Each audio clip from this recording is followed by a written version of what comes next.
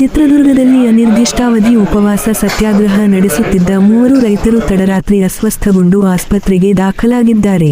ಜಿಲ್ಲಾಧಿಕಾರಿ ಕಚೇರಿ ಎದುರು ಕರ್ನಾಟಕ ರಾಜ್ಯ ರೈತ ಸಂಘ ಹಾಗೂ ಹಸಿರು ಸೇನೆ ವತಿಯಿಂದ ಭದ್ರಾ ಮೇಲ್ದಂಡೆ ಯೋಜನೆಗೆ ಶೀಘ್ರ ಹಣ ಬಿಡುಗಡೆ ಸೇರಿದಂತೆ ಹಲವು ಬೇಡಿಕೆಗಳ ಈಡೇರಿಕೆಗೆ ಆಗ್ರಹಿಸಿ ಸತತ 3ನೇ ದಿನವೂ ಉಪವಾಸ ಸತ್ಯಾಗ್ರಹ ಮುಂದುವರೆದಿತ್ತು.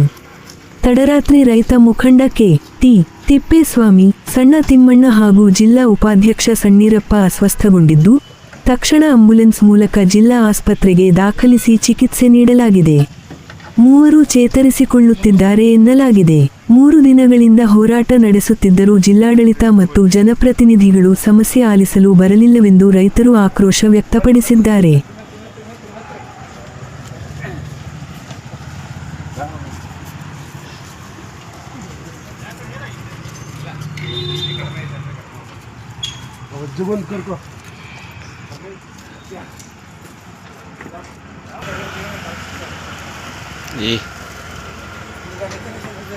ನೀ ಮಧ್ಯಾಹ್ನ ಹೋಗಪ್ಪ ಅಂದ್ವಿ.